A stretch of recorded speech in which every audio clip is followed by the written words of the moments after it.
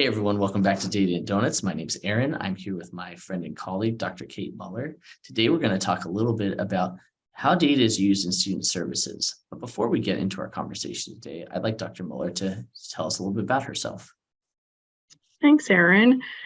Let's see. I've been in higher education for 37 years now, 22 of those years in community colleges. I started out in four-year colleges and universities, private, public, large, small, secular, non-secular. But once I worked at a community college, I fell in love and there was no looking back. And in this role as Vice President of Student Services, it's been 5 years. Excellent. That's amazing. We have a lot of stories to talk about. So excellent. So to get into our interview today, with your experience across student services, can you describe the types of data that are used in student services? Absolutely. Some of the data informs sharing specific services to students. Some examples of targeted communications in regard to enrollment would include students who applied but did not enroll, students who attended in the fall term but have not enrolled in the spring term. Financial aid reaches out to students who have not completed the FAFSA, because there's a lot of students, for example, with financial aid that they qualify, but they just haven't filled out that paperwork. And I'm, side note, very glad that the Department of Education is making the FAFSA a little easier for folks to complete, a little shorter. I think that's going to be beneficial to a lot of students. We have population-specific programs such as Umoja, EOPS, and Dreamers. And once those teams have data, such as a list of students eligible for these programs, they connect directly with those students. So we're able to, in some areas, really offer high-touch, personalized contact, and that's always a benefit to students. And it's very much more fulfilling for the rest of us too. Program review is, we partner with you on that, and it's a process where all programs and departments are utilizing data to determine anything from satisfaction to demographics to usage of a program to completion. We can tap into a wide range to see how we're doing and if we're doing things as well as we could be doing. I'm a big believer that we could always do things better no matter how good we are at the moment. We're fans in student services, at least here at this college, we're fans of disaggregated data, especially when we conduct equity gaps. Equity audits to identify equity gaps and identifying students who are disproportionately impacted. It goes beyond, say, the student equity and achievement plan that we have to file. We actually use the data to see who do we need to focus on, for example. We look at a spectrum of data points so that we can create targeted communications, interventions, and perhaps create or modify current programs or services when we realize that, when we recognize some gaps. We also have many reports that we have to submit to the state and the federal government, especially the state chancellor's office here in California, which requires specific data points that we need to track. And that in turn aids us internally as well for longitudinal data. We can look at things long-term because year after year we're submitting data, or sometimes there's new reports. The state of California, the state chancellor's office, this spring 2022, asked us to report. It was based on basic needs, and we had to report on direct service or even referrals to things such as housing, transportation, health services and the like. And I'm always curious how data is going to be used. And I want to come back to that for internal. But then that causes us, when we have these outside reports, right now we have several due with EOPS, financial aid, our student equity plan. They're all due about the same time. And it causes us to look at things that perhaps we hadn't looked at before and keep us mindful. But I really do like that if they don't change the reporting too much, that we can look at some longitudinal trends and issues and challenges and opportunities as well. Excellent. Excellent. I think that is amazing. Sorry, I didn't mean to cut you off, Kate. That is some amazing stuff. We're going to add a little bit more just because this is so rich. Well, I know you know me, and I mentioned I want to come back to something and I've already forgotten it. So no, it's my good. brain's going in 100 directions as I try to think, What else can I share? What else can I share? I think you were talking about how data is collected. How's it used? That's a really good point. Thank you. So I'm always curious. I mean, if we're required to supply data, we will require it. But I always have that underlying question if it's not clear, whatever entity is asking for it. But when, I see, say, some of our managers and student services asking you and your team for data, it's, okay, but what are you going to use it for?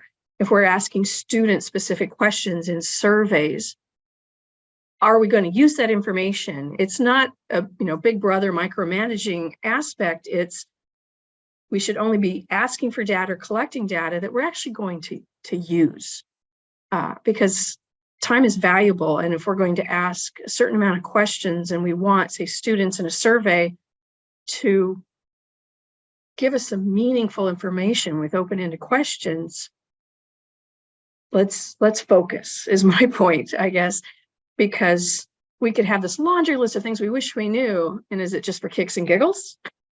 Is it out of morbid curiosity? Or is it something that's going to inform us as educators, as professionals in what we are doing for students to help them succeed in this partnership that we have across the college? I completely agree. It's almost, as far as like that goes, I almost think about like the idea of data stewardship and, but then also considering our students, like, as they share information with us, what's the most pertinent things that we need to know? Like, there's a lot of things I'd love to know, like what's your favorite food, right? But I think to me, you really bring a great point. And I really appreciate the partnership that your programs and yourself and we have, that we can go and say, want to learn something different. It's not the same thing, but there are things we have asked over longitudinal long term to really measure that. And I think that really helps to understand the trends, but also for relevancy purposes, how are you going to use this data? And I think that's a great opening to a lot of data requests, not just requests, but survey development. Because then if we're able to leverage that data, it really helps us rethink the questions we may want to ask. If we can only ask one or two, what are the key things that we need to know? Especially because, like I said, time, like you brought up an excellent point, that time is the commodity here. Perspectives, time, and how do we make it worth the students' time? And to know, because on the other side of the coin, if you're going to ask me about my experience with something, I hope to see something from the answers I give, right? Or to some type of change. And I think we've done an excellent job incorporating that into our planning and program review, especially in the student services side of the college, where we can really help shape the plans and decisions moving forward. You mentioned something in the conversation a bit earlier called an equity audit. Could you describe that? You touched on it a little bit and described it slightly, but how have your teams used equity audits? And I have to give full credit to our Dean of Students, who's marvelous. She brought this idea into student services, started with her own teams within the Dean of Students areas, which is a wide variety of different programs and services. And now other student services managers have incorporated this because it's a deeper dive. So the student services teams, they dive deep into the disaggregated data. They're looking at who they actually serve, gender and ethnicity for a couple of easier examples, and who they're not serving. They look at processes and procedures. They're looking for barriers or just even speed bumps so that we can mitigate those, hopefully eliminate those. Sometimes we have programs that, to an outside eye, someone that's not living and breathing a program day to day, and I'm going to use financial aid as an example. There's so many regulations from the federal government, and within the state there's some as well, but it's really heavily regulated by the federal government, as it should be.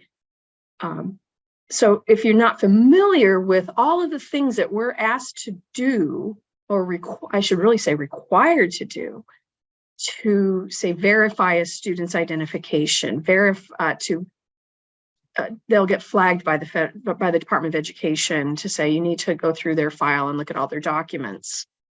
And we have to do that in order to keep our financial aid program for our students.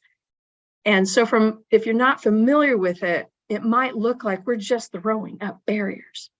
And so we look very carefully to what the things we do have control over. And again, using financial aid as an example, the director and his team have looked at, okay, here's our processes, here's the things we look at, and here's the reasons why we ask students to verify identity, for example, or we've experienced a lot of financial aid fraud, as you're aware, because if you're mostly online, you just have a higher percentage of students attempting financial aid fraud. And there's just a distinct correlation there. And so you might have to put in place things that look like barriers to other people so that we're making sure you are the student, you are the person that has applied for financial aid, that you're serious about attending our college, you're going to go to class, you're going to do that work. Because students that are not, then they get loans, they get a loan for college, they'll default on that loan later because there wasn't a seriousness to this. If it's fraudulent, they have no intention of paying back the loans that they take out. And people might not be aware that the colleges are responsible for the default on those loans, that we are held accountable for how the percentage of students that default on their loans and attempting to mitigate non-payments on loans currently and in the future. So that's probably more than you ever wanted to know about one area, but that's an example of them doing an equity audit with our Director of Student Equity in Title IX. And because of that, they were able to identify some things that they could maybe let go of and maybe narrow down the circumstances when they have to ask for certain things. If it's an internal decision versus something that the Department of Education is saying, you must do this. But beyond that, Admissions and Records is looking at this as well. They interact with every student, every single student. It's one of the few departments that does in the college, in any college. So it's very critical for them. And so they have multiple, I could probably name a dozen different processes that they have that students intersect with. And this will take time. This is a long-term project for that team because of the variety of things they do. One at a time, they're looking at, okay, where are the issues with equity that we have control over versus for admissions records, it's state dependent versus, say, federal government. So then EOPS has done that. They were one of the first programs to do that, and recognizing we need to outreach. A result was we need to reach out to these other students. We are serving this population of students with these dynamics, these elements, but we're not getting anybody from, say, these different data points, students that hit these other data points. So making a concerted effort once they recognized, oh my gosh, there's a whole nother population that doesn't know about us or doesn't realize that they qualify, that they're eligible, and now let's connect with them. So in the end, we hope that we make things easier, more accessible, and maybe more obvious to students that they didn't realize that this is a program or a service that they do or could qualify for and could benefit them greatly. That's awesome. And I really appreciate the different examples on how we've been able to not just uncover new information or make new knowledge or build new knowledge around us at the college, but actually being able to utilize that to do something and to make change.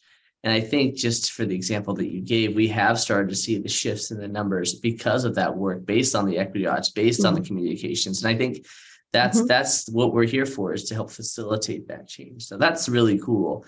And so, and I know we've talked a lot about numbers today, but I also know we have a love for qualitative feedback. So how important, I would say how important, because we already know it's important. So we'll rephrase that. Please describe the importance of student qualitative feedback in student services planning. And I appreciate that question simply because I think, and this is something I share when I do any sort of workshop or presentation on, say, student learning outcomes and student services or student affairs.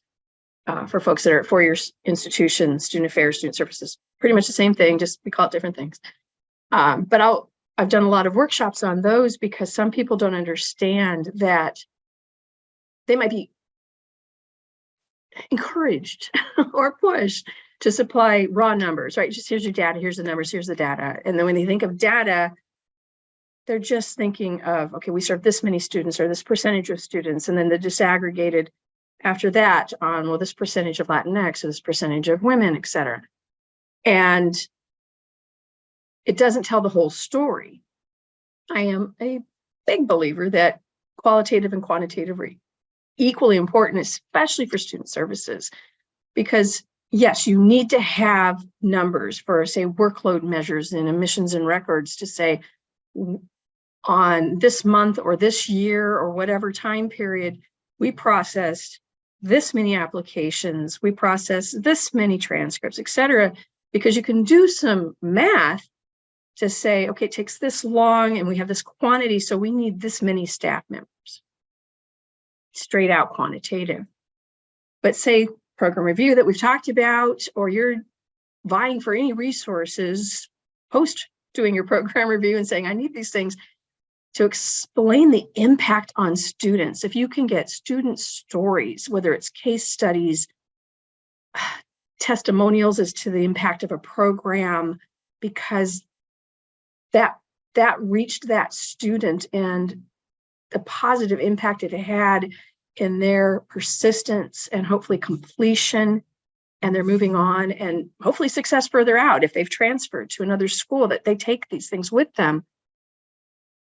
It tells the whole story then, and those whole stories have a huge impact. And granted, it's at some of what I'm thinking of are at an emotional level, but I don't see anything wrong with that, because I believe that there are times that we can get so into the numbers and straight numbers and percentages of something that we maybe forget the people that are attached to those numbers. So it can be very compelling to, especially when vying for resources, to combine, okay, here's the number we're serving and all the different things we do with that. But now let us tell you a story about a student who, if they hadn't found us, this is what they said would have happened. And this in a student's words, that's powerful. And I think it's important too, because bringing that humanity into data as part of the data, it's important to remember we wouldn't have a college or these jobs if it weren't for students. Institutions wouldn't exist if we didn't have these students. We exist because there are students. So understanding those experience and interactions with the college, particularly with the student services, also then leads us, if it's not vying for resources, it's helping all of us understand our decision-making. And I think not taking for granted our impact on folks, but understanding, for example, what's easily accessible, whether that's I can find things, I can get to things, or if it's accessibility, understanding what we need to have that we maybe currently don't, understanding what services and programs have high demand and which ones aren't being utilized very much, diving deeper then to find out why they're not being used. Are they archaic? Do we need to change it? People don't know about it. So it can really inform us if we can dive deep into student stories, focus groups, those sort of things to balance out. It brings to life and balances it all out when we're beyond just the numbers. I'm hoping that makes sense. Makes perfect sense. I think about that. We have so many stories I'm sure you and I could tell back and forth, and just the stories really make the difference. I'll give you a quick one. I remember in one of my classes, a student at Coastline, one of the students had said, I need this class to keep my job. I need this program to keep my job. And he didn't have much, but he put 100% and he passed. He passed with an A. not just that, but he completed the program within 1 year. He was the first graduate of the program. I remember seeing my graduation. He just looked at me and said, like, thank you. Like, thanks for spending hours, because we've spent like 4 or 5 hours together just trying to get his computer working. But the key impact of that story was at the end, we could have seen him as just a data point to say, this is a first graduate, this is a number. But for him coming to me and saying, like, not only did I keep my job, but I got a raise, a promotion, and here's where my life is now. It's powerful. It makes a big difference. Like a complete big difference. And I think, like I said, you probably have so many more stories, probably books of stories where just that little bit of time really helps shape. Because then when you share that with faculty or counselors or admissions or anybody in student service, any employee at our college. Yeah, board of trustees, chancellor, anybody. Yeah. They see the impact that we've made. That goes beyond, we had 10,000 graduates, whatever it would be, you can actually, each of those graduates, like you said, has a story. So I think I can't agree with you more that it is essential to really gather that and celebrate those stories and learn from those stories. Because like I said, maybe not all stories are great. Maybe everyone's like, hey, I don't like how data looks that way because it's so small and I can't read it. Okay, that makes sense. Let me make that different. So it's always opportunity for improvement. And so for me, that's really big time testimony of bringing the numerical and the qualitative together. So as we close out today, I have a final question. And this season's question is, what do you prefer more, coffee or tea?